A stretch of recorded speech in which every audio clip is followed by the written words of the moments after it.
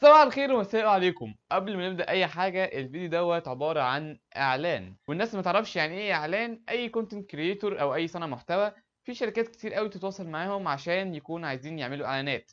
وفي شركات ساعات بتستغل الناس اللي عندها عدد سبسكرايبرز قليل أو متوسط زي كده، بحيث إن هم يوافقوا على أي إعلان يجي لهم وأي حاجة تجي لهم يوافقوا عليها عشان بيكونوا محتاجين فلوس. لكن أنا دايما صريح معاكم وحابب أوضح لكم نقطة معينة. اللي أنا فيه قبل كده كذا حد كلمني وكذا شركة بتكلمني بيكونوا عايزين يعملوا اعلان، لكن انا بصراحه مش مع فكره ان اي حد يكون عايز يعمل اعلان يعمل اعلان. بصراحه لو انا لقيت فعلا الحاجه اللي هم بيقدموها ديت مقنعه وحاجه فعلا مفيده للناس، ودي تقريبا اول مره اوافق على حاجه شبه كده، معنى كده ان دول مش اول ناس تتواصل معايا، لا في ناس قبل كده تواصلت معايا عشان يعملوا اعلان.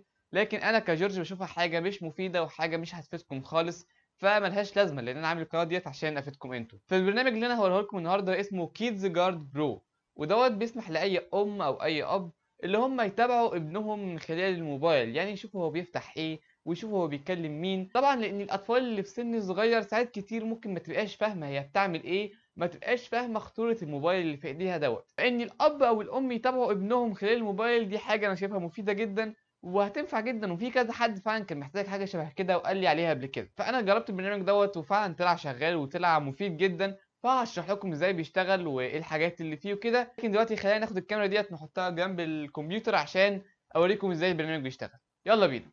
اوكي، دلوقتي احنا جبنا البرنامج وزي ما انتم شايفين انا مصور لكم الشاشه عشان اقول لكم ايه اللي المفروض يحصل بالظبط. دلوقتي اول حاجه بعد ما بتسجل الدخول او بتشترك في البرنامج، لان البرنامج بفلوس، البرنامج مش مجاني. كده دي اول حاجه بتجي لك اختار اسم الطفل وسنه. فمثلا نقول ان اسم الطفل كابو. طبعا مفيش حد بيسمي ابنه كابو، بس يعني أنا مش عارف اسميه ايه. سن عندنا لغايه 18 سنه، يعني انا بصراحه مش عارف ليه لو انت ابنك عنده 18 سنه هتعمل معاه حاجه شبه كده، بس يعني قول مثلا 10 سنين وبنعمل نكست. البرنامج ده مش بيشتغل غير مع الموبايلات الاندرويد، عشان كده هتلاقي الايفون او الايباد مش مدعم في البرنامج دوت، لكن ممكن قدام يضيفوا حاجه شبه كده، عشان كده هم حاطين اللوجو بتاع ابل وايفون، لكن احنا هنختار اندرويد. دلوقتي اخر حاجه معانا وديت هنعملها من الموبايل. فانا دلوقتي معايا موبايل اندرويد، نروح على الموقع اللي قدامنا دوت وهنلاقي نفس الشاشه ديت كده، هننزل منها الاب لان الاب مش موجود على البلاي ستور. وخلينا نتكلم شويه في الموضوع دوت، لاني انا اتواصلت مع الشركه او مع الناس ديت كتير جدا بسبب الموضوع دوت، وشبه كنت يعني كل يوم ببعت لهم ايميل عن الموضوع دوت. البرنامج دوت مش موجود في الاب ستور، فانت مش هتلاقيه في الاب ستور. البرنامج دوت زي وسيط ثالث ما بين اللابتوب والموبايل، حاجه بعيد خالص عن البلاي ستور. عشان كده في شويه حاجات بصراحه مش محببه بالنسبه لي هنعملها، لكن الحاجات ديت امنه ما فيهاش اي مشاكل، لاني انا اتاكدت اكتر من مره. ولو كان فيها اي مشاكل في السكيورتي او اي مشاكل في الامان ما كنتش هعمل الفيديو ده اصلا، وما كنتش هعمل لهم اعلان ولا اي حاجه. فالمفروض انت بتتابع الخطوات ديت، خطوات بسيطه ما فيهاش اي مشاكل. بتقفل شويه حاجات ليها علاقه بالسكيورتي اللي في جوجل بلاي. الحاجات ديت خطر، ما تعملهاش مع اي اب تاني غير لو انت واثق 100% اللي هو حاجه سكيور.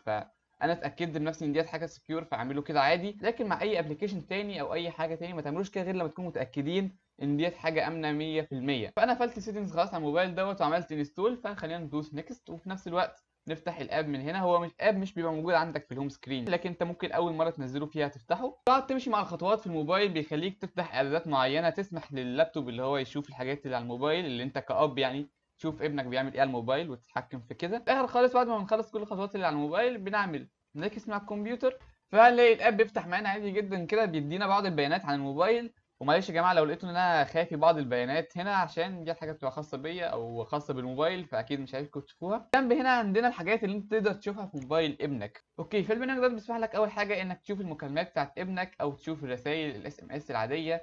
دي الرسائل عادي، وممكن تخليه يشوف سجل المكالمات. ممكن تشوف حاجه شبه الارقام اللي عندك على الموبايل، تشوف المكان اللي الموبايل دوت فيه دلوقتي زي ما قلنا عشان تطمن على ابنك. ممكن تشوف الهيستوري بتاعت البراوزر، ممكن كمان تشوف الصور على موبايل ابنك، او ممكن تتابع موبايل ابنك لحظه بلحظه، يعني الحاجات اللي هو بيعملها انت تشوفها على الشاشه عن طريق فيديو بريفيو هنا هنلاقيها. ممكن تعمل كابشن سكرين شوت لو ابنك فاتح الموبايل، ممكن تعمل سكرين شوت للحاجه اللي هو بيشوفها، وانا جربت الموضوع دوت. وكمان البرنامج بيسمح لك تشوف رسائل شبه رسائل الواتساب. وبس كده، انا حاولت اتاكد 100% ان البرنامج دوت امن مفيهوش اي مشاكل، حتى لو هتقفل بعض اعدادات الحمايه البرنامج دوت امن مفيهوش اي مشاكل. بس كده خلينا نرجع تاني بقى في الكرسي العادي عشان بصراحه مش عارف اتكلم كده. وبس كده نكون وصلنا لاخر الفيديو. لو تعرف اي ام او اي اب محتاجين البرنامج دوت، ما تنساش تبعت لهم الفيديو، وما تنساش تعمل شير للفيديو عشان دوت بيساعدنا جدا. ما تنساش تعمل لايك للفيديو لو عجبك، وتعمل كومنت تقول لي رايك في الفيديو. واستنوا الفتره الجايه عشان في رمضان في فيديوهات كتير جدا هتبقى حلوه، يعني استنوا فعلا في فيديوهات تبقى كويسه. وبس كده، شكرا عشان الدعم الرهيب اللي بيحصل في القناه الفتره اللي فاتت. شكرا عشان شفتوا الفيديو، واشوفكم في الفيديو اللي جاي. سلام.